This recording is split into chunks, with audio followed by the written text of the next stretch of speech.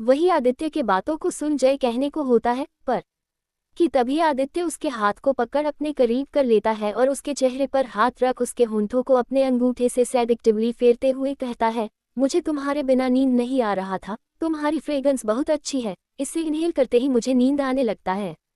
जब आदित्य उसके होंठों पर अपने अंगूठे को सेडिक्टिवली फेरते हुए अपनी बात कहता है तो जय का चेहरा लाल होने लगता है। वही जय के लाल चेहरे को देख आदित्य अपने कंट्रोल को खोने लगता है और उसके होंठों के करीब जा उसके होंठों को अपने होंठ में बसा प्यार से चूमने लगता है।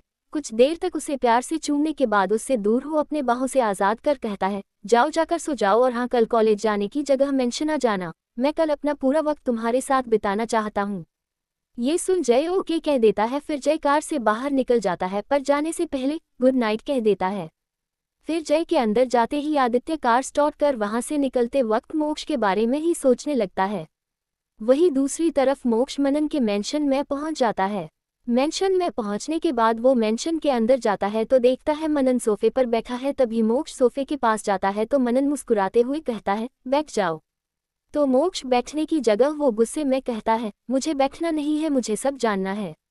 मोक्ष को गुस्से में देख मनन की आंखों में चमक भर जाता है और वो अपने मन में कहता है, अनिरुद्ध अग्निहोत्री, अब मोक्ष सिर्फ मेरा होगा।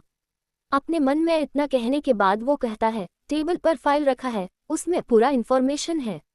ये सुन मोक्ष झट से टेबल की तरफ देखता है और फाइल उठा फाइल को देखने लगता है और जब उसे पता चलता है अनिरुद्ध ने उसके फादर के ऊपर इल्जाम लगाया था और फिर उन्हें जेल जाना पड़ा पर बाद में रियल कल्प्रिट मिल गया तो उसके डैड को छोड़ दिया गया था पर आसपास के तानों के वजह से उसके डैड सुसाइड कर लिए थे। वही उसकी माँ ये सदमा बर्दाश्त नहीं कर पाई तो हार्ट अटैक से ऑन दी स्पॉट उनका डेथ हो गया था। ये सब जानने के बाद मोक्ष के आंखों से आंसू आने लगता है और वो उस फाइल को ले गुस्से में जाने को था। तभी मनन कहता है, क्या करोगे, जाकर अनिरुद्ध को कहोगे उसने ऐसा क्यों किया, पर इससे क्या होगा। मनन की बातों को सुन मोक्ष मुड़ मनन की तरफ देखता है। तभी मनन उसके आंखों में देखने लगता है तो मोक्ष रोते हुए गुस्से में कहता है, तो मैं क्या करूं। जब मोक्ष के उदासी और गुस्से से भरे चेहरे को मनन देखता है तो खड़ा हो मोक्ष के पास जा उसके चेहरे पर अपने हाथ को रख उसके चेहरे से आंसू पोंछते हुए कहता है, तुम्हारे पेरेंट्स के जाने का तुम्हें जो तकलीफ हुआ था वही तकलीफ तुम अनिरुद्ध को क्यों नहीं देते हो।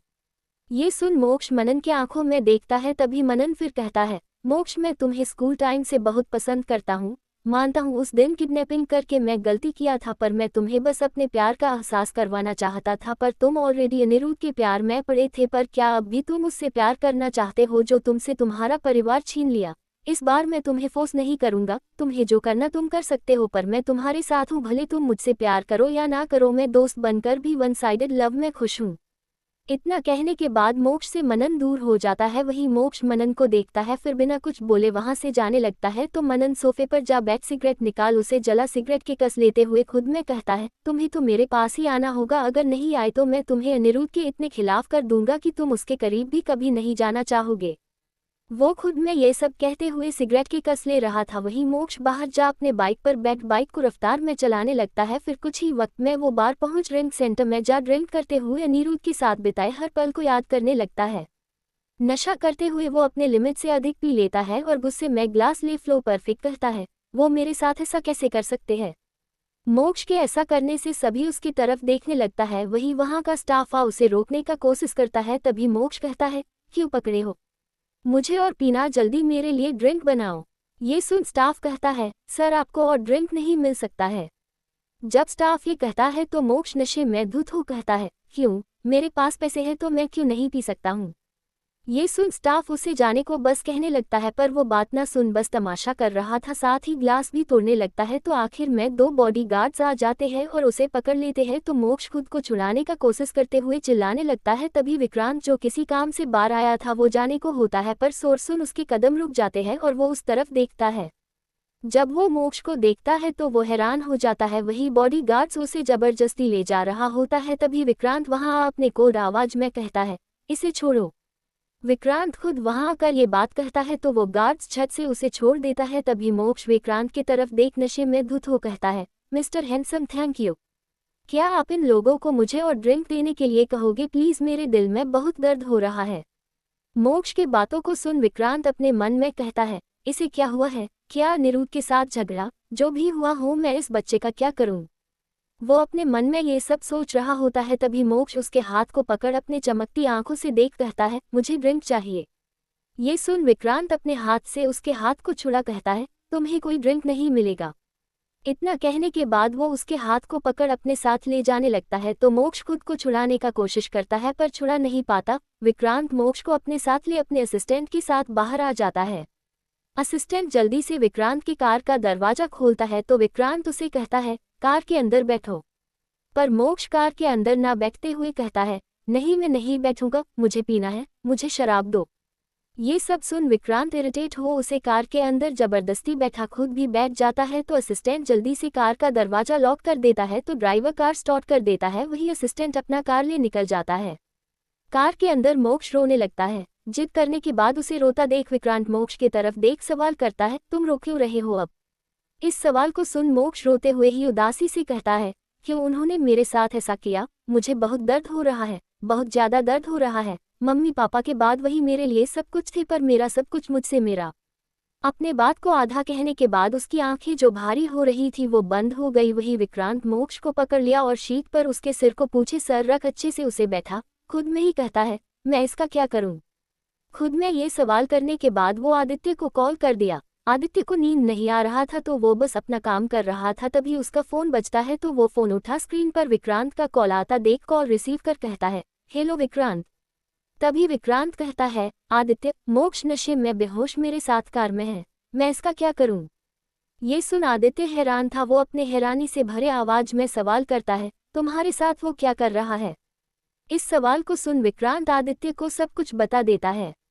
तो सब जानने के बाद आदित्य कहता है, अनिरुद्ध को कॉल कर दो, वो उसे हैंडल कर लेगा। जब आदित्य ये बात कहता है तो विक्रांत का चेहरा कठोर हो जाता है, तभी आदित्य झट से कहता है, मैं इन्फॉर्म कर देता हूँ।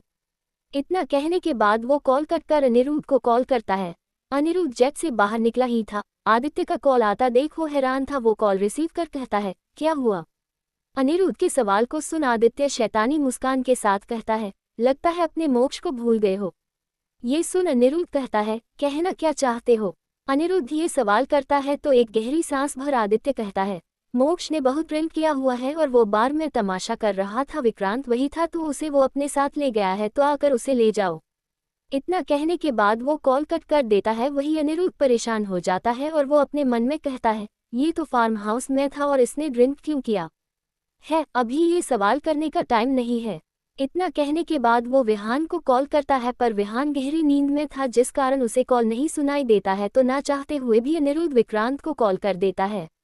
विक्रांत अपने मेंशन पहुंचा ही था जब वो अनिरुद्ध का कॉल आता देखता है तो वो कार से बाहर निकल कॉल रिसीव कर कहता है, कब आ रहे हो? ये सवाल सुन अनिरुद्ध कहता है, मैं दिल्ली में हूँ, कुछ घंटों में पहुंच जाऊंगा, उसे कुछ घंटों के लिए अपने पास रखो।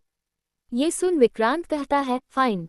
फिर अनिरुद्ध कॉल कट कर देता है। अगर अभी विक्रांत की जगह आदित्य होता तो जरूर अनिरुद्ध को मोक्ष का अधिक टेंशन होता, क्योंकि वो हेल्प ऐसे ही कभी नहीं करता है। अनिरुद्ध वापस जेट में जा बैठ रहा था तो चिराग सवाल करता है, क्या हुआ सर? चिराग के सवाल को सुन अनिरुद्ध अपने परेशानी से भरे आवाज में उसे मोक्ष का हालत बता अंदर जा शीट पर बैठ अपने सिर पर हाथ रख सोचने लगता है, आखिर मोक्ष को हुआ क्या है? वही चिराग भी बैठ चुका था और जेट उड़ान भर गया था। दूसरी तरफ विक्रांत उसे अंदर ला एक कमरे में ले जा बेड पर रख सर्वेंट को उसके जूते खोलने का कह अपने रूम चला जाता है और खुद में ही कहता है, मोक्ष का बोलने का क्या मतलब था? क्या ऐसे सच पता चल गया है? खुद में सवाल करते हुए वो सावर लेने चला जाता है और कुछ ही वक्त में सवाल लेने के बाद वो बाहर आ बेड पर जा बैठ जाता है। धीरे धीरे वक्त बीतने लगता है। करीबन 2 घंटे के बाद जैक मुंबई में लैंड करता है तो अनिरुद्ध और उसके साथ चिराग बाहर निकल जाते हैं और दोनों कार में जा बैठ जाते हैं। कुछ वक्त के बाद कार विक्रांत के मेंशन के गेट के पास आ रुकता है तो अनिरुद्ध विक्रांत को कॉल करता है तो विक्रांत कॉल रिसीव कर कहता है, अंदर आ जाओ। विक्रांत के बात को सुन अनिरुद्ध कॉल कट कर देता है और ड्राइवर की तरफ देख अंदर चलने को कहता है। मेंशन के दरवाजे की थोड़ी दूरी पर कार रुक जाता है तो अनिरुद्ध कार से बाहर निकलने के बाद मेंशन के दरवाजे के पास जाता है और गार्ड दरवाजा खोल देते हैं। फिर अनिरुद्ध मेंशन के अंदर चला जाता है तो देखता है विक्रांत सोफे पर बैठा ड्रिंक कर रहा है। अनिरुद्ध विक्रांत के पास जा सवाल करता है, मोक्ष कहाँ है? इस सवाल को सुन विक्रांत कहता है, रूम में, मैं सर्वेंट को उसे लाने के लिए कह देता हूँ। ये सुन अनिरुद्ध झट से कहता है, जरूरत नहीं है, रूम बता दो बस। जब अनिरुद्ध ये बात कहता है तो विक्रांत दूसरे ग्लास में शिप बना कहता है, ड्रिंक करोगे? ये सुन अनिरुद्ध उसे घूर कर देखता है। तभी विक्रांत अपने चेहरे को उठा अनिरुद्ध की तरफ देख कहता है, मोक्ष नशे में मुझसे कुछ कह रहा था। ये सुन अनिरुद्ध झट से सवाल करता है, क्या? सवाल सुन विक्रांत ग्लास खिसकाते हुए कहता है, ड्रिंक। जब विक्रांत ऐसा करता है तो गुस्से में उसके बगल में अनिरुद्ध बैठ ग्लास उठा एक ही शिप में पी लेता है। तभी विक्रांत अपने और अनिरुद्ध के लिए दूसरा शिप बनाते हुए कहता है, उसका दिल तोड़ा है तुमने, वो ये कह रहा था। विक्रांत जानबूझकर पूरी बात नहीं बताता है और बस ड्रिंक करने लगता है। वही अनिरुद्ध भी ग्लास उठा वापस एक ही शिप में ड्रिंक को खत्म कर कहता है, मैं तो बस बिना बिताए दिल्ली चला गया, क्या उसे ये बात बुरा लगा होगा? ये सवाल कर वो विक्रांत को देखता है। फिर उसे याद आता है वो गलत इंसान के पास सवाल कर रहा है। वो झट से कहता है, किस रूम में है मोक्ष? इस सवाल को सुन विक्रांत उसे बता देता है तो अनिरुद्ध खड़ा हो उस रूम की तरफ जाने लगता है। वही विक्रांत अकेले ड्रिंक करते हुए अनाया के बारे में सोच रहा होता है और अपने मन में कहता है, जैसे अनिरुद्ध के पास मैं किए मिस्टेक की वजह से मोक्ष को दर्द हो रहा है वैसे ही अनाया को भी होगा मेरा पास जानने के बाद। पर मेरे और अनिरुद्ध का कंडीशन बहुत अलग है। जो अनिरुद्ध ने किया वो उसकी जगह कोई और होता तो वो भी ऐसा ही करता, क्योंकि सारे सबूत मोक्ष के डैड के खिलाफ थे। पर मैं जो किया हूँ अपने मन से किया हूँ। वो खुद मैं इतना कहा ही होता है कि तभी अनिरुद्ध जो मोक्ष को अपने गोद में उठाए नीचे आ रहा था, उसे देख विक्रांत अपने आवाज को तेज कर कहता है, तुम्हें नहीं लगता तुम्हें थैंक यू कहना चाहिए मुझसे? अगर मैं नहीं होता तो तुम्हारा मोक्ष अभी जेल में होता। जब विक्रांत ये बात कहता है तो अनिरुद्ध मुड़ विक्रांत की तरफ देख कहता है, थैंक यू। ये सुन विक्रांत मुस्कुरा देता है तो अनिरुद्ध उसे मुस्कुराता देख कहता है, लगता है तुम्हें चढ़ चुका है, कम पियो। इतना कहने के बाद वो निकल जाता है। वही विक्रांत अपने लिए ड्रिंक बनाते हुए पीते रहता है और खुद में कहता है, काश हम दोनों लड़े नहीं होते। कैसे तुम मुझसे लड़ सकते हो? मैं तुम्हारा बेस्ट फ्रेंड था। तुम्हारे लिए मुझसे जरूरी वो लोग हैं और बिजनेस में कौन नहीं अपना प्रॉफिट देखता है। और वैसे भी तुम भी दूध की धुले नहीं हो, तुम्हारा बिजनेस टॉप पर यूं ही नहीं है। अपने बात को कहने के बाद वो गुस्से में ड्रिंक किए जा रहा था। वहीं दूसरी तरफ कार में अनिरुद्ध मोक्ष का सिर अपने थाई पर रख उसकी तरफ देखते हुए उसके बालों को सहला रहा था। तभी चिराग सवाल करता है, सर मीटिंग का क्या होगा? ये सवाल सुन अनिरुद्ध कहता है, मोक्ष को मेंशन छोड़ हम दिल्ली जाने के लिए निकलते हैं। ये सुन चिराग थोड़ा चिंतित से भरे आवाज में कहता है, पर सर आप कुछ दिनों से बिल्कुल भी रेस्ट नहीं किए हो। जब चिराग ये बात कहता है तो अनिरुद्ध मोक्ष को ही देखते हुए कहता है, आई एम फाइन। अब ये सुन चिराग आगे कुछ कह नहीं सकता था। चिराग अपने मन में ही कहता है, सर को अपना भी फिक्र करना चाहिए। वो अपने मन में इतना कहा ही था कि तभी अनिरुद्ध सवाल करता है, क्या तुमने सारे सबूत अच्छे से जला दिए थे? इस सवाल को सुन चिराग कहता है, यस सर। ये सुन अनिरुद्ध मोक्ष की तरफ देखते हुए अपने मन में कहता है, क्या हुआ तुम्हें मोक्ष? अगर तुम्हें मेरे बिना बताए जाने पर गुस्सा आ रहा था तो मुझसे लड़ लेते, ऐसे ड्रिंक करने का क्या जरूरत था? अपने मन में इतना कहने के बाद वो चिराग से कहता है, चिराग मोक्ष अपने बाइक से गया होगा और उसे अपना बाइक बहुत पसंद है। जहां भी हो किसी को ऑर्डर दे उसे ले आना को कहो सुबह तक। अनिरुद्ध के ऑर्डर को सुन चिराग यस सर कह देता है। कुछ वक्त के बाद कार फार्म हाउस के अंदर जा रुक जाता है। फिर अनिरुद्ध कार से बाहर निकल मोक्ष को कार से बाहर निकाल अपने गोद में उठा उसे फार्म हाउस के अंदर रूम में ले जाता है और जय के बगल में उसे लेटा उसके माथे को प्यार से चूम कहता है, मैं तुम्हें ड्रिंक करने का इजाजत नहीं देता हूँ, पर तुम हो कि पता नहीं तुम्हें ड्रिंक का हैबिट कहाँ से लगा है। मुझे तुम्हें उन लड़कों से दूर रखना चाहिए था। मोक्ष को देख इतना कहते हुए वो मोक्ष के माथे को एक बार फिर चूम जाने लगता है। फार्म हाउस से बाहर जाने के बाद वो कार में जा बैठ वहां से निकल जाता है। अभी सुबह के 5 बज गए थे। अनिरुद्ध कार के अंदर जा बैठ जाता है तो ड्राइवर कार स्टार्ट कर देता है। कुछ वक्त के बाद प्राइवेट जेट के पास कार आ रुक जाता है और अनिरुद्ध और चिराग कार से बाहर निकल जेट के अंदर जा बैठ जाते हैं। दोनों के बैठने के बाद प्लेन उड़ान भर देता है और करीबन 2 से ढाई घंटे के बाद प्राइवेट जेट जा दिल्ली में लैंड होता है। दोनों जेट से बाहर निकल जाते हैं। फिर दोनों कार में जा बैठ जाते हैं जो वहां पहले से उनके आने का इंतजार कर रहा होता है। सुबह का 8 बज चुका था। टाइम देख अनिरुद्ध ड्राइवर से अपने कोड आवाज में कहता है, फास्ट ड्राइव करो। ड्राइवर हाँ कह कार फास्ट ड्राइव करने लगता है। करीबन 45 मिनट के बाद होटल आ जाता है तो अनिरुद्ध कार से बाहर निकल जाता है। वही चिराग भी कार से बाहर निकल पीछे जा अपना और अनिरुद्ध का सामान निकाल अनिरुद्ध के पीछे जाता है। दूसरी तरफ अनिरुद्ध रिसेप्शनिस्ट के पास जा चेकिंग करता है और स्टाफ दोनों के साथ ऊपर फ्लोर चले जाते हैं। अनिरुद्ध चिराग अपने रूम में जाने के बाद अनिरुद्ध टाइम देखता है। फिर जल्दी से रेडी होने के बाद अपने रूम से बाहर निकल जाता है। वही चिराग भी फिर दोनों मीटिंग में जाने के लिए निकल जाते हैं। पर अनिरुद्ध ऑलरेडी लेट हो चुका था तो चिराग कॉल कर थोड़ा लेट आएगा इस बात का इन्फॉर्मेशन दे देता है। कुछ वक्त बाद वो दोनों पहुंच जाते हैं। फिर दोनों कार से निकल वो बड़े से बिल्डिंग के अंदर जाते हैं। बिल्डिंग के अंदर जैसे ही जाते हैं एक खूबसूरत सी लड़की उन्हें अपने साथ ले जाती है मीटिंग हॉल की तरफ।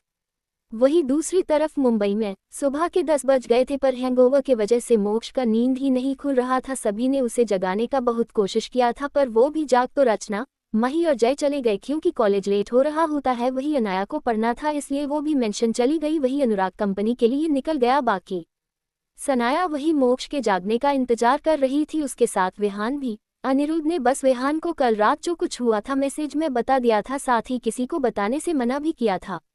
तो जब मोक्ष को होश आया तो उसे अपने सिर में दर्द होने लगा था और वो उठकर बैठ जब देखता है रूम में है तो वो अपने सिर को पकड़ कर जो कुछ हुआ उसे याद करने लगता है और एक बार फिर उसके आंखों में आंसू भर जाता है। तभी विहान रूम चेक करने आता है मोक्ष जागा कि नहीं। मोक्ष को जागता देख विहान उसके पास जा बगल में बैठ सवाल करता है, तुम कल बाहर गए थे और ड्रिंक भी किए, क्यों, कोई बात है क्या? इस सवाल को सुन मोक्ष अपने नम आंखों से विहान को देखता है। मोक्ष को रोता देखा विहान उसके पास जा उसके आंखों से बहते आंसू को पोंछ चिंता से भरे आवाज में सवाल करता है, क्या बात है मोक्ष, तुम रो क्यों रहे हो? जब विहान ये सवाल करता है तो मोक्ष बताना चाहता था पर वो कुछ नहीं बताता और बस कहता है, मेरा सर दर्द दे रहा इसलिए रो रहा हूँ। ये सुन विहान कहता है, मैं नींबू पानी लेकर आता हूँ, तुम्हें अच्छा लगेगा। ये सुन मोक्ष कुछ नहीं कहता है। वही विहान खड़ा हो नींबू पानी लेने जाने लगता है। तभी पलटकर मोक्ष को देखता है, फिर अपने मन में कहता है, अचानक से उसे हो क्या गया है। अपने मन में सवाल करते हुए वो रूम से बाहर निकल किचन जाने लगता है। तभी सनाया जो हॉल में बैठी थी वो सवाल करती है, मोक्ष जाग गया? इस सवाल को सुन विहान हाँ कहता है तो सनाया कहती है, ओके मैं उसके लिए नाश्ता ले जाती हूँ। ये सुन विहान कहने को होता है वो ले जाएगा पर तभी सनाया का कॉल आता है और वो कॉल रिसीव कर आगे वाले का बात सुन कहती है, ओके मैं आती हूँ। इतना कहने के बाद वो कॉल कट कर विहान से कहती है, वो मुझे जाना होगा विहान, तुम मोक्ष को मेंशन ड्रॉप कर दोगे? ये सुन विहान कहता है, हाँ मैं कर दूंगा, तुम जाओ। वैसे विहान तो यही चाहता था, नहीं तो सनाया को मोक्ष का चिंता होने लगता और उसे मोक्ष के साथ साथ सनाया को भी संभालना पड़ता। सनाया बाय कह वहां से जाने लगती है। वही विहान किचन जा नींबू पानी बना देता है, साथ ही वो नाश्ता भी ले रूम में जाने लगता है। जब वो रूम के अंदर जाता है तो उसे रूम में मोक्ष नजर नहीं आता है। तभी उसे सवार का आवाज आता है तो विहान टेबल पर जा ट्रे रख बेड पर जा बैठ मोक्ष के आने का इंतजार करने लगता है। वही बाथरूम के अंदर सवार ऑन कर फर्श पर बैठ मोक्ष रो रहा होता है। कुछ देर बीत जाता है पर मोक्ष बाहर नहीं आता है तो वो बाथरूम के दरवाजे के पास जा बाथरूम का दरवाजा नॉक करता है तो मोक्ष अपने आंसू को पोंछते हुए सवार बंद कर देता है। तभी विहान का आवाज उसे सुनाई देता है, मोक्ष और कितना देर तुम्हें लगेगा? ये सवाल सुन मोक्ष अपने दबे हुए आवाज में ही कहता है, हाँ हो गया। मोक्ष का दबा हुआ आवाज सुन विहान को मोक्ष का चिंता होने लगता है।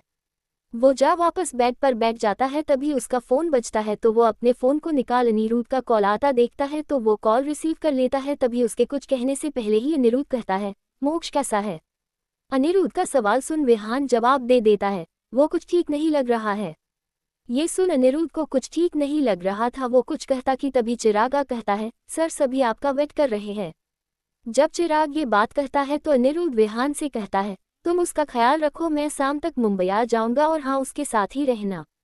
ये सुन विहान ठीक है कह देता है, फिर कॉल कट हो जाता है। वही मोक्ष नहाकर बाहर आ जाता है और विहान की तरफ देखता है। तभी विहान खड़ा हो टेबल के पास जा ग्लास उठा लेता है, फिर मोक्ष के पास जा कहता है, इसे पी लो अच्छा लगेगा। ये सुन मोक्ष चुपचाप उसे पी लेता है। वही दूसरी तरफ कॉलेज में मही आज डिसाइड कर ली थी वो जय को अपने दिल का बात बता कर रहेगी, पर कैसे बताए उसे समझ नहीं आ रहा होता है। वो क्लास की तरफ ना देख जय को बस देखे जा रही होती है। जब रचना माही को ऐसा करता देखती है तो वो माही के पेट पर अपने को हनी से मारती है तो माही जय को झट से देखना बंद कर रचना की तरफ देखती है। तभी रचना उसके कान के पास जा सवाल करती है, तू जय को ऐसे क्यों घूर रही है? ये सवाल सुन माही को समझ नहीं आ रहा था वो क्या जवाब दे, बस उसका चेहरा ब्लश करने लगता है। पर उसे पता था रचना उसे प्रपोज करने का तरीका बता सकती है तो वो रचना के पास अपने धीमे आवाज में कहती है, रचना मैं। वो इतना कही ही थी कि तभी प्रोफेसर चिल्लाकर नाम लेते हैं, रचना मही। दोनों अपना नाम सुन झट से खड़ी हो जाती है। तभी प्रोफेसर गुस्से में कहते हैं, तुम दोनों को बात ही करना है तो क्लास से बाहर जाओ। ये सुन दोनों साथ सॉरी कहती है, पर प्रोफेसर उन दोनों को स्ट्रिक्टली क्लास से बाहर जाने को कह देते हैं, तो ना चाहते हुए भी दोनों को क्लास से बाहर जाना पड़ता है। तभी माही रचना का हाथ पकड़ उसे अपने साथ कहीं ले जाने लगती है। तो रचना सवाल करती है, क्या कर रही हो माही? इस सवाल का माही अभी जवाब ना दे उसे कॉलेज के ग्राउंड में ले जा, बास्केटबॉल एरिया के पास आ, चबूतरे पर जा रचना के साथ बैठ। माही कहती है, रचना मैं तुझे कुछ बताना चाहती हूँ। ये सुन रचना सवाल करती है, क्या? तभी माही एक गहरी सांस भर कहती है, मैं जय को लाइक करने लगी हूँ। ये सुनते ही रचना हैरान हो जाती है और वो माही को अपने बड़े बड़े आंखों से देखने लगती है। तभी रचना के रिएक्शन को देख माही कहती है, प्लीज मुझे ऐसे मत देखो। ये सुन रचना अपने होश में आ कहती है, ओके ओके मैं ऐसे नहीं देख रही, पर मैं हैरान हूँ, क्या सच में तुम्हें जय पसंद है? पर क्यों? इस सवाल को सुन माही मुस्कुराते हुए कहती है, वो बहुत क्यूट है, काइंड है, सभी से बहुत अच्छे से बात करता है, साथ ही टैलेंटेड भी है, और मुझे ऐसे लड़के बहुत पसंद है जो जिम्मेदारी उठाए। और जय अपने साथ साथ अपनी दादी का भी जिम्मेदारी उठाता है, साथ ही इतना कुछ करने के बाद भी हमेशा खुश रहता है। ऐसे लड़के बहुत कम होते हैं। रचना जब माही जय का तारीफ करती है तो रचना मुस्कुरा कर कहती है, हाँ ये तो है, तो क्या सोची हो, कब जय को अपने दिल का बात बताओगी? इस सवाल को सुन माही कहती है, मैं आज ही बताना चाहती हूँ, पर मुझे बहुत डर लग रहा है, अगर उसने मुझे रिजेक्ट कर दिया तो। ये सुन रचना कहती है, तुम इतनी प्यारी और अच्छी हो, तुम्हें कौन मना कर सकता है? जैसे ही रचना ये बात कहती है माही उसके गले से लग कहती है, सच्ची? पर रचना कुछ नहीं कहती क्योंकि उसे 100% भरोसा नहीं था। जय उन लड़कों में से है जो अपनी जिम्मेदारी को बखूबी निभाना चाहता है, और रचना को पता था वो अभी कोई ऐसा जिम्मेदारी नहीं लेना चाहेगा क्योंकि उसके पास प्यार करने के लिए टाइम नहीं है। अपने मन में ये सब सोच रचना उसकी पीठ पर हाथ रख कहती है, नहीं मैं ग्रेनी नहीं ले सकती हूँ क्योंकि जय के ऊपर बहुत जिम्मेदारी है। ये सुन माही झट से रचना से दूर हो कहती है, मैं अननोइंग गर्लफ्रेंड नहीं हूँ, मैं उसे यकीन दिलाऊंगी। ये सुन रचना मुस्कुरा देती है। कुछ वक्त बाद बेल बज जाता है तो प्रोफेसर क्लास से बाहर निकल देखता है माही और रचना क्लास के बाहर नहीं है, तो अफसोस से प्रोफेसर अपने चेहरे को हिला देता है। वही रचना और माही दोनों क्लास जाने लगते हैं। जब दोनों क्लास आते हैं तो जय दोनों को देख कहता है, तुम दोनों क्लास में ध्यान क्यों नहीं देती हो, हम लोग का एग्जाम आने वाला है। ये सुन माही झट से कहती है, अब से दूंगी। आज्ञाकारी माही को बनता देख रचना के होंठों पर मुस्कान छा जाता है। फिर माही कहती है, जय अभी तक प्रोफेसर नहीं आए हैं, तो क्या तब तक तुम मुझे अकाउंट्स का एक क्वेश्चन समझा दोगे? ये सुन जय ओके कह देता है। रचना जा अपने शीट पर बैठ जाती है, वही माही जल्दी सी कॉपी बुक ले जा जय के पास बैठ जाती है और उसे क्वेश्चन दिखाती है, तो जय उसे समझाने लगता है, पर माही समझने की जगह बस मुस्कुराते हुए जय को देखे जा रही होती है। वही पूरा क्लास दोनों को देख रहा था। आधे लोगों को ऐसा लगता था माही का जय के साथ और मोक्ष का रचना के साथ चलता है। कुछ वक्त बीत जाता, प्रोफेसर आ जाते हैं तो जय उसे समझाना बंद कर देता है और दोनों उस क्लास में साथ बैठे होते हैं। धीरे धीरे क्लासेस पार होने लगते हैं, लंच का टाइम हो जाता है, तीनों साथ लंच करते हैं। वही माही उसे प्रपोज कर सके इसलिए वो दोनों को अकेला छोड़ चली जाती है, पर माही का तो हिम्मत ही नहीं हो पा रहा था। अभी भी बस गोल गोल बातें किए जा रही थी जो जय को बिल्कुल भी समझ नहीं आ रहा होता है। कुछ वक्त के बाद क्लास खत्म हो जाता है, सभी क्लास चले जाते हैं और रचना उससे सवाल करती है, तुम अपने दिल का बात उसे बताई? तो माही अफसोस से अपने चेहरे को ना में हिला देती है। वही दूसरी तरफ मोक्ष रूम में अकेला बैठा हुआ था और वही सब सोच रहा था। विहान अनिरुद्ध के ही मेंशन में था, पर उसे समझ नहीं आ रहा था मोक्ष से कैसे पूछे, इसलिए हॉल में वो चक्कर काट रहा था। वही पढ़ने के लिए अनाया को जाना था विक्रांत के घर पर, विहान के होने से वो जा नहीं पाए क्योंकि उसे अपने साथ ड्राइवर को लेकर जाना पड़ता। वही विक्रांत घर से कंपनी का काम कर रहा था। जब वो देखा अनाया अब तक नहीं आई है तो वो उसे कॉल करता है। अनाया बुक लेकर बैठी यही सोच रही थी कि विक्रांत को कॉल करे कि नहीं, तभी विक्रांत का कॉल आता देख वो कॉल उठा कहती है, हेलो। अनाया के हेलो कहते ही विक्रांत सवाल करता है, तुम अब तक आए क्यों नहीं? इस सवाल को सुन अनाया अपने मासूमियत से भरे आवाज में कहती है, वो विहान अंकल आज यही है और भाई का भी मूड कुछ ठीक नहीं है इसलिए। अनाया की बातों को सुन विक्रांत को मोक्ष का बात याद आता है। फिर अनाया से कहता है, ओके तुम स्टडी कर रही हो? ये सवाल सुन अनाया झट से कहती है, नहीं ब्रेक पर हूँ, वैसे आप क्या कर रहे हैं? अनाया के सवाल को सुन विक्रांत कहता है, मैं भी ब्रेक पर हूँ। विक्रांत अभी अनाया से थोड़ी देर तक बात करना चाहता था। जब विक्रांत ये कहता है तो अनाया के होंठों पर मुस्कान छा जाता है। तभी वो कहती है, ओह। इसके बाद आगे अनाया क्या कहे उसे समझ नहीं आ रहा था। तभी विक्रांत कहता है, अनाया हाँ, अनाया झट से कहती है तो विक्रांत आगे कहता है, क्या मैं तुमसे कुछ पूछूं? ये सुन अनाया झट से कहती है, हाँ। तो विक्रांत सोचने लगता है वो कैसे पूछे, फिर उसके दिमाग में कुछ आता है। जब विक्रांत के दिमाग में आइडिया आता है तो वो एक गहरी सांस भर कहता है, अनाया, मेरा एक दोस्त है जो एक लड़की से बहुत प्यार करने लगा है, पर वो लड़का पास में अच्छा नहीं था, लाइक कई लड़कियों के साथ इन्वॉल्व था, जिस कारण वो लड़की उसे पसंद नहीं कर रही है, तो लड़के को क्या करना चाहिए? ये सुन अनाया थोड़ा गुस्से में कहती है, जो लड़के कई लड़कियों के साथ इन्वॉल्व रहते हैं वो कभी किसी लड़की से सच्चा प्यार नहीं कर सकते हैं। उस लड़की ने बहुत अच्छा किया उस लड़के को पसंद ना करके। ये सुन विक्रांत के चेहरे का रंग ही उड़ जाता है और उसे बहुत गुस्सा आता है, पर अपने गुस्से को शांत कर ही कहता है, वो उस लड़की से बहुत प्यार करता है। पर ये सुन अनाया कहती है, अच्छा वो आज लड़की से प्यार करता, पर क्या जिंदगी भर एक लड़की के साथ वो खुश रहेगा? जिसे लड़कियां बदलने का आदत हो वो कभी एक लड़की के साथ पूरी जिंदगी खुश नहीं रह सकता है। ये सुन विक्रांत का चेहरा कठोर हो जाता है और वो अपने कोल्ड आवाज में पर शांति से ही कहता है, ओके, मुझे थोड़ा काम है, मैं बाद में बात करता हूँ।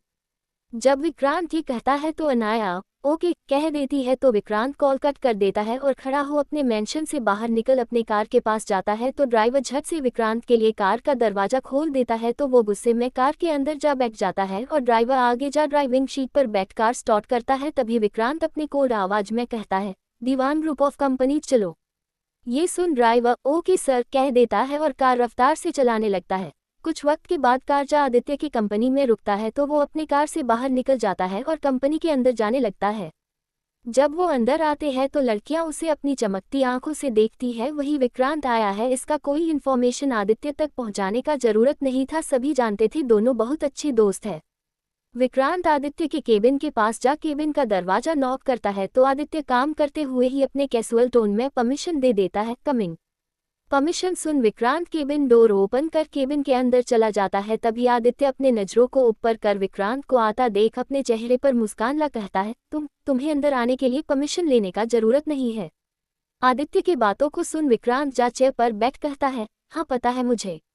विक्रांत के आवाज में चिड़न और गुस्सा साफ आदित्य को नजर आ रहा था। वो एक गहरी सांस भर सवाल किया, क्या हुआ विक्रांत, तुम इतने गुस्से में क्यों हो? आदित्य के सवाल को सुन विक्रांत गुस्से में चिढ़ते हुए कहता है, क्या जरूरी है, पास्ट में जो इंसान जैसा था वो कभी बदल नहीं सकता है। विस्मयादिबोधक चिन्ह उद्धरण चिन्ह। ये सुन आदित्य कहता है, बदल सकता है, पर तुम ऐसी बातें क्यों कर रहे हो? इस बात को सुन विक्रांत टेबल पर सिगरेट का डब्बा रखा देख उसे ले उससे सिगरेट निकाल जला सिगरेट के कस लेते हुए कहता है, अनाया को कोई ऐसा चाहिए जो कभी किसी लड़की के साथ इन्वॉल्व नहीं हुआ हो। उसे ऐसा लगता है जो लड़का पास्ट में जैसा था वो फ्यूचर में भी वैसा ही होगा, उसके लिए लॉयल नहीं हो सकता है। विक्रांत के इस बात को सुन आदित्य कहता है, तुम इतनी छोटी सी बात पर गुस्सा क्यों कर रहे हो? तब ये सच तुम उसके सामने आने ही मत देना। वैसे भी तुम विक्रांत चौहान हो, तुम्हारा पास जो भी हो कोई भी लड़की तुम्हें रिजेक्ट नहीं कर सकती है। आदित्य के इस बात को सुन विक्रांत कहता है, ये अलग है, मुझे पता है ये सब जानने के बाद वो मेरा चेहरा देखना तक पसंद नहीं करेगी और मैं उससे देखे बिना रह भी नहीं पाता हूँ, बस उसके बारे में ही सोचते रहता हूँ। ये 6 महीना जब वो मुझसे बात करना बंद कर दी थी मुझसे, तो मैं पागल हो गया था। विक्रांत को किसी लड़की के लिए इतना ऑब्सेस देख आदित्य सवाल करता है, क्यों 6 महीना तक वो तुमसे बात क्यों नहीं कर रही थी? इस सवाल को सुन विक्रांत को उसे किया किस याद आने लगता है और वो दूसरा सिगरेट जला उसके कस लेते हुए थोड़ा हिचकिचाकर कहता है, उसे किस किया था? वॉट? आदित्य जोर से चिल्लाकर कहता है, जैसे आदित्य को भरोसा ही नहीं हो रहा था। वो फिर कहता है, सच में विक्रांत, मतलब तुम किस किए थे? बट तुम्हें तो पसंद नहीं था ना कि कोई तुम्हें या तुम किसी को किस करो? आदित्य के ऐसे सवाल को सुन इरिटेट हो विक्रांत कहता है, पर अनाया अलग है, वैसे ये सब हटाओ, वो उस किस को भूल गई है और मैं उसे दोबारा हॉट नहीं करूंगा किस करके, बस उसे मैं एहसास दिलाना चाहता कि मैं अच्छा हूँ। आदित्य के पास कहने के लिए कोई शब्द नहीं बचे थे। वो एक गहरी सांस भर कहता है, विक्रांत तुम जो हो उसके सामने अलग बनो, वैसे भी जैसा तुम किसी को दिखाओगे वैसा ही परसेप्शन उसके दिमाग में तुम्हारे लिए बनेगा। तुम उसके सामने वो सब करो जो उसे पसंद है, बाकी बात रहा पास्ट का तो तुम सामने आने ही मत देना। और एक बार किसी को प्यार हो जाता है तो फिर उसके सामने कोई भी सचा कर रख दे उस पसंद के लिए वो भरोसा नहीं करते हैं। आदित्य की बातों को सुन विक्रांत सिगरेट बुझा आदित्य की तरफ देखता है, फिर कहता है, हाँ सही कहा तुमने। दोनों इस बारे में इधर बात करने लगते हैं। वही दूसरी ओर माही अपने आप को पूरा तैयार कर लेती है जय को प्रपोज करने के लिए। धीरे धीरे टाइम बीतने लगता है। विक्रांत आदित्य की कंपनी से निकल चुका था, वही आदित्य भी अपने कंपनी से निकल चुका था। जय के कॉलेज की छुट्टी होने का टाइम जो हो गया था।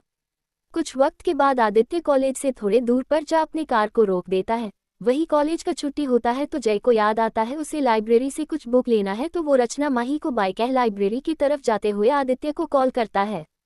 वही रचना माही को जय के पास जाने का कहती है। दूसरी तरफ आदित्य जय का कॉल उठा लेता है तो जय कहता है, सर मैं लाइब्रेरी से कुछ बुक लेने जा रहा हूँ, तो बस थोड़ा देर।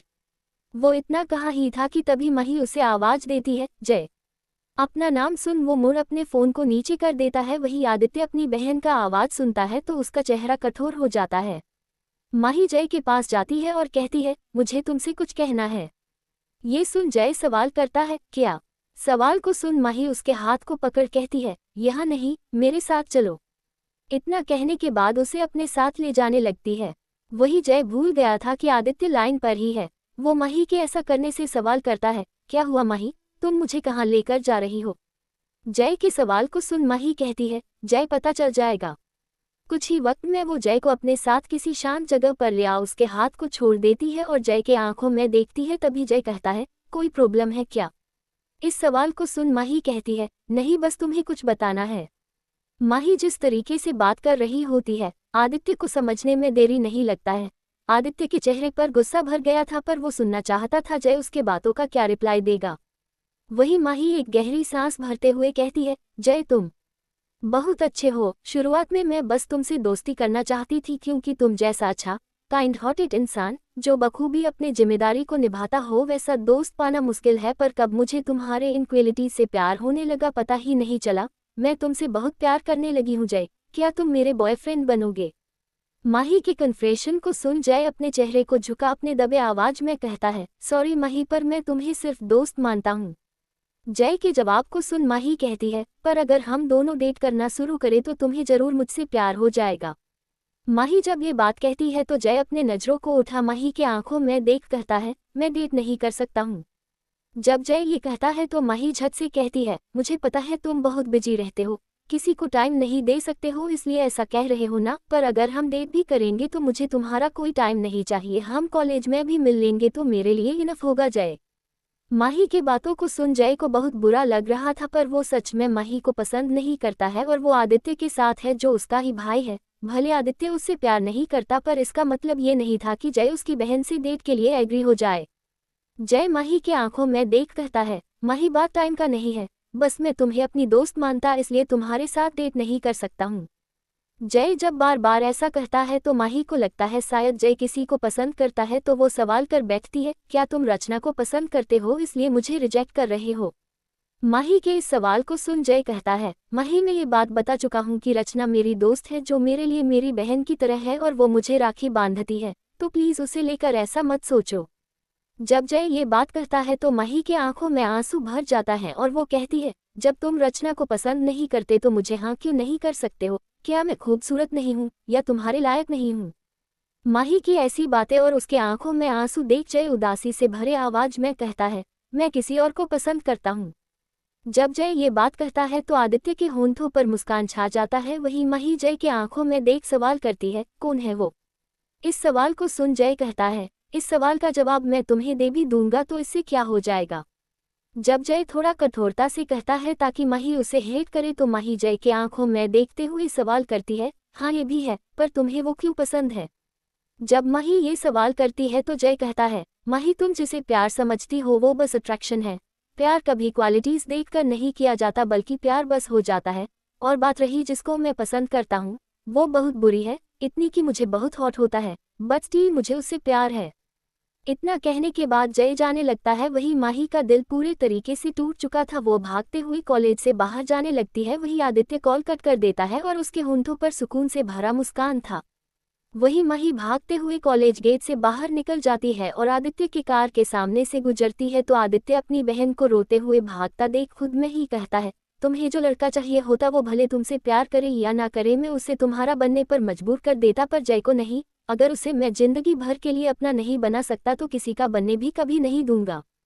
वो खुद मैं इतना कह कॉलेज गेट के तरफ ही देख रहा होता है। वही जय बुकले उदासी के साथ कॉलेज से बाहर निकल आदित्य के कार के पास चला जाता है और कार के पास वो कार का दरवाजा खोल कार के अंदर जा सीट पर बैठ जाता है। तभी आदित्य उसकी तरफ देख सवाल करता है, बुक लेने में इतना लेट लगता है क्या?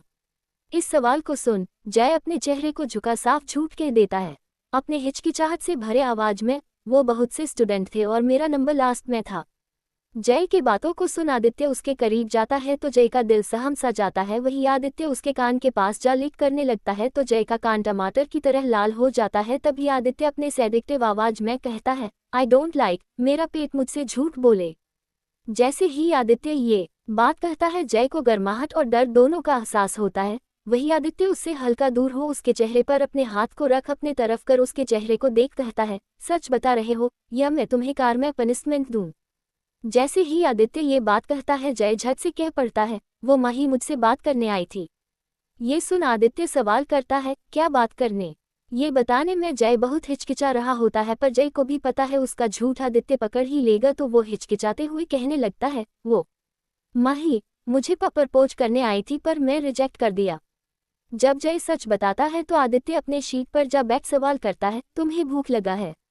इस कन्वर्सेशन में आदित्य की जुबान से ऐसा सवाल सुन जय थोड़ा हैरान और नर्वस दोनों था पर फिर भी वो हिचकिचा कर जवाब दे देता है, हाँ हाँ। ये सुन आदित्य कार स्टार्ट कर देता है और अपने कोल्ड आवाज में कहता है, कपड़े चेंज कर लो। आदित्य के ऑर्डर को सुन जय वैसा ही करता है। वही दूसरी तरफ अनिरुद्ध दिल्ली से निकल चुका था। अनिरुद्ध के चेहरे पर टेंशन के साथ साथ थकान भी नजर आ रहा था। चिराग अनिरुद्ध की तरफ देखता है फिर कहता है, सर जब तक हम मुंबई नहीं पहुंच जाते आपको आराम कर लेना चाहिए। ये सुन अनिरुद्ध कहता है, मुझे डॉक्यूमेंट्स दो, मैं अभी ही सारा काम खत्म करना चाहता हूँ। अनिरुद्ध 2 दिन का पूरा काम खत्म कर लेना चाहता था ताकि वो मोक्ष को टाइम दे उसके नाराजगी को दूर कर सके। जब अनिरुद्ध ये बात कहता है तो चिराग अपने दबे आवाज में कहता है, पर सर। वो इतना कहा ही था कि तभी अनिरुद्ध उसे अपने कोर नज़र से देखता है। न सोने की वजह से अनिरुद्ध का ऑरा कोल्ड और डरावना हो चुका था। ये देख चिराग झट से डॉक्यूमेंट्स ला अनिरुद्ध को दे देता है तो उसे ले अनिरुद्ध उस डॉक्यूमेंट को देखने लगता है।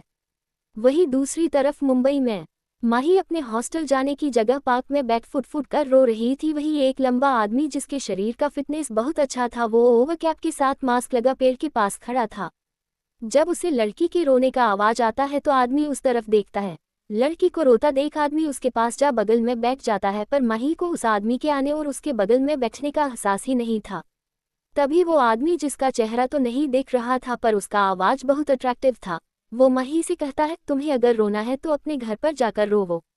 आदमी के आवाज को सुन माही अपने चेहरे को मोड़ अपने आंसू से भरे नजरों के साथ उसे देखती है और उसे ओवरकैप साथ ही मास्क लगाया देख वो घबरा कर कहती है, तुम मेरे साथ क्या करने का सोच रहे हो? माही के ऐसे बातों को सुन लड़का अपना मास्क और कैप हटा माही के आंखों में देखता है। आदमी दिखने में बहुत चार्मिंग था। अपने मास्क और कैप को हटाने के बाद वो माही के आंखों में देखते हुए कहता है, तुम्हें क्या लगता है मैं तुम्हारे साथ कुछ करने का सोच रहा हूँ? ये सुन माही कुछ न कह अपने चेहरे को फेर लेती है तो आदमी सवाल करता है, वैसे तुम रो क्यों रही हो? आदमी के सवाल को सुन माही कहती है, मैं तुम्हें क्यों बताऊं? माही के इस बात को सुन आदमी कहता है, ओके मत बताओ, तुम यहाँ बैठकर आराम से रोती रहो पर यह पार्क ज़्यादा सेफ नहीं है, तो हो सके तो जल्दी चली जाना। इतना कहने के बाद वो खड़ा हो जाने को था तभी ये देख माही कहती है, मेरे साथ बैठो, मैं बताती हूँ, वैसे भी मैं शेयर करना चाहती हूँ और तुम स्ट्रेंजर हो तो मैं तुम्हें बता सकती हूँ। ये सुन आदमी वापस बैठ जाता है तभी माही कहती है, मेरे क्लास में एक लड़का है जय। ये नाम सुन आदमी के चेहरे के भाव बदल जाते हैं। वही माही आगे कहती है, मैं उसे बहुत पसंद करती हूँ और मैं आज उसे प्रपोज भी की पर वो मुझे रिजेक्ट कर दिया और उसने कहा वो किसी और को पसंद करता है।